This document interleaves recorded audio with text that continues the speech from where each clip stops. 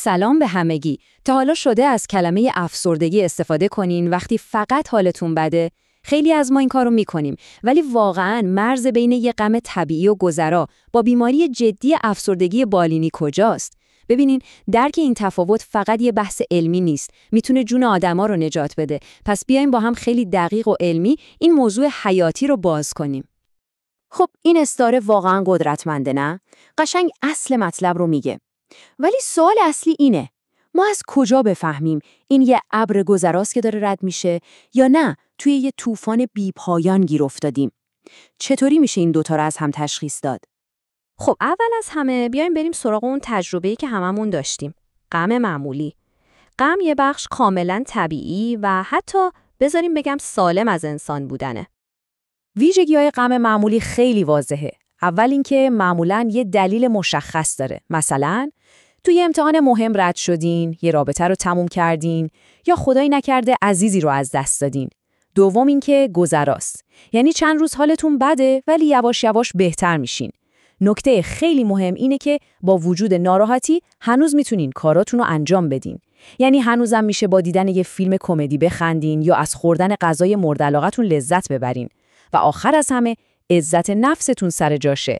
یعنی شما ناراحتین اما حس نمی‌کنین که یه آدمی بی‌ارزش و شکست خورده‌این. و این جمله از مؤسسه ملی سلامت روان آمریکا هم دقیقاً همینو میگه. ببینین، غمگین شدن جزئی از زندگیه، یه واکنش طبیعیه که میاد و میره. این بیماری نیست، یه حسه. خیلی خوب. حالا بیایم بریم سراغ اون روی دیگه یه سکه. اون طوفان بی‌پایان. اینجا دیگه اصلاً صحبت از یه احساس ساده نیست. ما داریم در مورد یه بیماری جدی و واقعاً فلج کننده حرف میزنیم. این به نظرم مهمترین نکته کل این بحثه. افسردگی بالینی ضعف شخصیتی نیست، تنبلی نیست، بی‌ارادگی نیست. این یه بیماری پزشکی واقعیه. دقیقاً مثل دیابت یا فشار خون. یعنی چی؟ یعنی شیمی مغز، یعنی سطح موادی مثل سروتونین و دوپامین به هم میریزه و مغز دیگه نمیتونه احساسات رو درست تنظیم کنه. به همین سادگی و به همین پیچیدگی.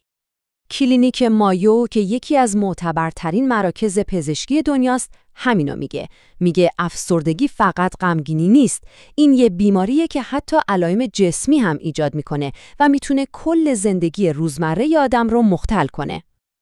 خب پس چطوری میشه دقیق و علمی این دوتا رو از هم تفکیک کرد؟ بیایم ببینیم معیارهای رسمی تشخیصی چی میگن. اطلاعاتی که الان میبینین از یک کتابی میاد به اسم DSM-5. این کتاب رو بهش میگن انجیل روانپزشکی. یعنی همه روانپزشکای دنیا از روی این کتاب کار میکنن و استاندارد طلایی برای تشخیصه. پس این معیارها دیگه سلیقه‌ای نیستن، کاملا علمی و معتبرن. طبق همین DSM-5 برای تشخیص افسردگی شدید 3 قانون اصلی وجود داره.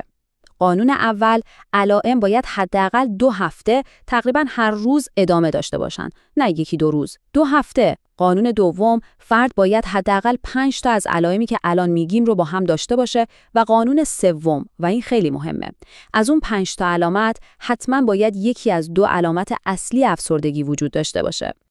خب اون 2 تا علامت اصلی چیان؟ اولی خلق افسرده و یه حس پوچی عمیق برای بیشتر روز. دومی چیزی که متخصصا بهش میگن آنهدونیا. یه کلمه سخته ولی معنیش ساده است، یعنی از دست دادن کامل لذت. یعنی دیگه هیچی با آدم حال نمیده. حتی کارهایی که قبلا عاشقشون بودین دیگه براتون بی‌معنی میشن. علاوه بر این 2 تا علائم دیگه‌ای هم هست. مثلا تغییر شدید تو اشتها و وزن، به هم ریختن خواب یا بیخوابی یا پرخوابی، یه خستگی وحشتناک که انگار جون تو تنتون نیست، احساس بی‌ارزشی و گناه شدید، مشکل تو تمرکز و تصمیم گیری و در موارد شدیدتر فکر کردن مداوم به مرگ. این جدول خیلی خلاصه و مفید همه چی رو کنار هم گذاشته. ببینین، تو غم معمولی دلیل معمولا مشخصه، مدتش هم کوتاهه. هنوز از یه چیزای لذت میبرین و کاراتون رو میکنین.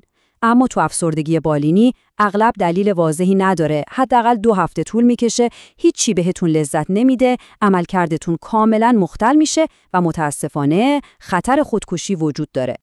بیاین روی 2 تا از این تفاوت‌ها دقیق‌تر بشیم، مدت زمان و عملکرد روزانه. غم معمولی فوقش چند روز تمومه، ولی افسردگی میتونه ماه‌ها یا حتی سال‌ها آدم رو درگیر کنه. تفاوت تو عملکرد روزانه واقعاً تکون دهنده است. شما وقتی غمگینین با همه ناراحتیتون بازم میتونین کاراتون رو انجام بدین. برین سر کار، دوش بگیرین. اما تو افسردگی شدید انرژی آدم به صفر میرسه. یعنی حتی یه کار ساده مثل مسواک زدن یا بلند شدن از تخت تبدیل میشه به فتح قله اورست. دکتر اندرو سلیمان این تفاوت رو به زیباترین شکل ممکن توصیف میکنه. فکرشو بکنین، غم مثل یه موجه که میاد و میره، شما رو خیس میکنه ولی برمیگردین به ساحل. اما افسردگی مثل اینی که دارین تو همون اقیانوس غرق میشین، دائمی، دیگه نمیتونین نفس بکشین. این فقط یه حس بد نیست، این یه حالت خفگی روحه. و این ما رو میرسونه به جدی‌ترین، خطرناکترین و حیاتی‌ترین تفاوت بین این دو. یه علامتی که حکم وضعیت اورژانسی رو داره. این رو باید خیلی واضح و بدون تعارف بگیم. اگه شما یا کسی که میشناسینش افکار مربوط به مرگ یا خودکشی داره، این شوخی نیست. این جلب توجه نیست. این یه علامت اورژانس پزشکیه. دقیقاً مثل درد قفسه سینه تو سکته قلبی و نیاز به کمک فوری و حرفه‌ای داره. این یکی از علائم اصلی افسردگی شدیده. آمار سازمان بهداشت جهانی واقعاً ترسناکه. هر سال حدود 800,000 نفر تو کل دنیا به خاطر خودکشی جونشون رو از دست میدن و افسردگی شایع‌ترین علت پشت این فاجعه است. این عدد بهمون نشون میده که تشخیص و درمان افسردگی مسئله مرگ و زندگیه. اما با وجود همه این حرفای سنگین، یه پیام فوق‌العاده مهم و پر از امید وجود داره. افسردگی یه بن‌بست نیست. این رو با اطمینان کامل بهتون میگم، افسردگی 100% قابل درمانه. همونطوری که یه بیماری مثل دیابت با دارو و تغییر سبک زندگی کنترل میشه، افسردگی هم به عنوان یه بیماری پزشکی به درمانهای تخصصی جواب میده. و خبر خوب اینه که این درمانها به شدت مؤثرن. تحقیقات نشون میده که بیشتر از 80% افراد با ترکیبی از دارو و رواندرمانی به خصوص روشی مثل CBT یا کامل خوب میشن یا خیلی خیلی بهتر میشن. پس امید خیلی خیلی زیادی وجود داره. اگر این توضیحات براتون مفید بوده و دوست دارین بیشتر در مورد موضوعات مهم سلامت روان بدونین، کانال ما رو دنبال کنین. لایک کردن شما هم کمک میکنه تا این اطلاعات حیاتی به دست آدمای بیشتری برسه که شاید واقعاً بهش نیاز داشته باشن. و پیام آخرمون، اگه حس میکنین تو اون طوفان بی‌پایان گیر افتادین، یادتون باشه که شما تنها نیستین. میلیون‌ها نفر تو دنیا دقیقاً همین حس رو داشتن و با کمک گرفتن حالشون خوب شده. شجاعانه ترین کاری که میتونین بکنین اینه که از یه روانشناس یا روانپزشک کمک بخواین. لطفاً مراقب خودتون و اطرافیانتون باشین.